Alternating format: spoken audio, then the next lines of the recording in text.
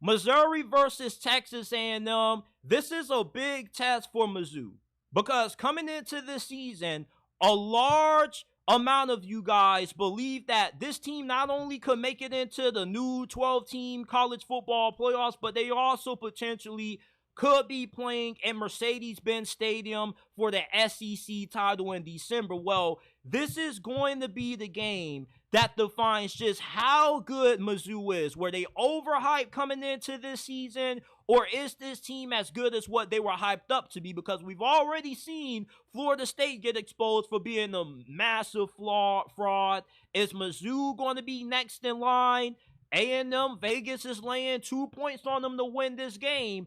This is going to be one of those games for Missouri where you got to come out and show people just how good you are. And offensively, you return pretty much everybody on that side of football outside of your running back from last year and Cody Schrader. But you got another running back that's been going off this year. You also are one of the best rushing teams in America. You're 15th in college football in rushing yards per game. But you're going up against a A&M defense that is really stout on their front seven. They got a really good defensive line. They got really good linebacker play as well. And if Missouri can't get that run game going, which there's a really good shot that happens, Texas A&M is 28th in the nation at stopping the run. If you have to rely on Brady Cook to win you this game, you're going to lose. Brady Cook is one of those quarterbacks that when you look at the stats, he looks great, but when you actually watch him play, he's not as good as what the box score may indicate. And he's not a bad quarterback, but he's not a great quarterback.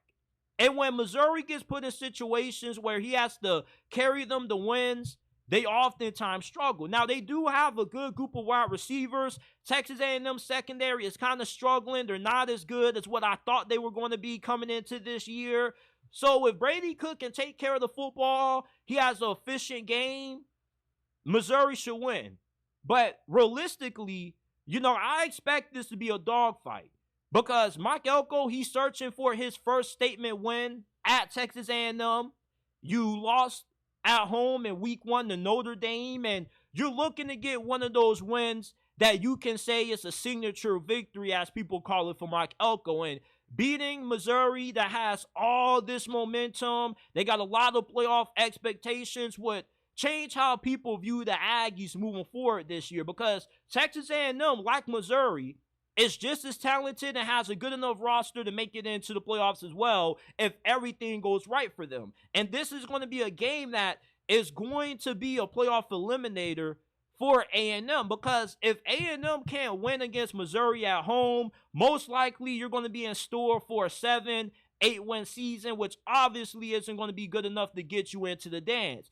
And elite teams have to be able to defend home territory. Losing to Notre Dame is one thing. Notre Dame just may be a playoff team despite them losing to NIU, but you can't drop another home game to Missouri. Missouri defensively is where I have a lot of question marks at. We know offensively they're capable, but defensively they haven't really been tested until these last couple of weeks where they played against Boston College. They won that game by 1 possession. They nearly lost to Vanderbilt in overtime. Drew Pavia had his way on that Mizzou defense, and they lost their defensive coordinator to LSU, and they also lost a good amount of experience from that side of the football last year.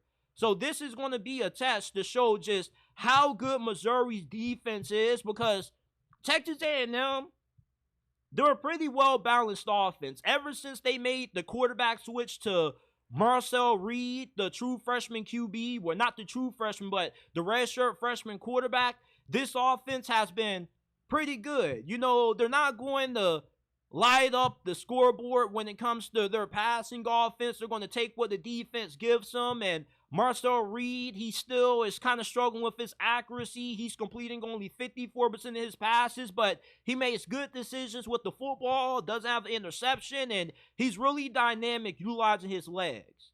So with how good Marcel Reed has been for A&M, and with how good those running backs are, you're 22nd in the nation in rushing yards per game, you're going to show just how good Missouri's defense is, because this is a defense that kind of has shown a lot of signs of weakness these last couple of weeks. Now, the team that I'm going to pick to win this game, I'm taking Texas A&M to get the upset, even though it really isn't an upset because A&M is favored to win, but Missouri is the higher ranked team, and a lot of people still have high expectations for the Tigers based off what they did last year, and that's why when Texas A&M wins this game, they're going to expose why people were overrating Missouri, because the biggest reason why Missouri's overrated is because people have judged and made their expectations for this team based off what they did in 2023, which is the best season that this program has had in the history of this program, damn near. And when you're coming off a season that great and you don't recruit at a certain level, it's fair to expect you to come back down to earth just a tad bit. I'm not saying Missouri's going to be a 7-8 win team. They very well can win 9 games, but they aren't this team that people think can take the SEC by storm.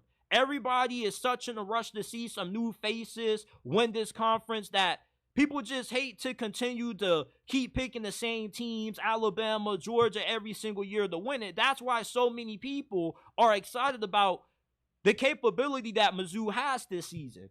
But with what this team lost defensively, with the experience and losing their defensive coordinator, I believe that's going to be a major reason why Missouri underachieves relative to the expectations that people have for them coming into this season. Texas A&M is going to expose a lot of those losses that they had to deal with on that defensive side of the football. And if they can slow down the run game, which I expect them to do, they force this to be a one-dimensional team where Brady Cook has to win Mizzou the game with his arm. As good as what Luther Burden is, Brady Cook, I don't see him playing efficient enough to be able to will Missouri to a victory, especially with how difficult it is to win on the road in College Station. So give me A&M to win. 24-20 is my final score prediction in this game.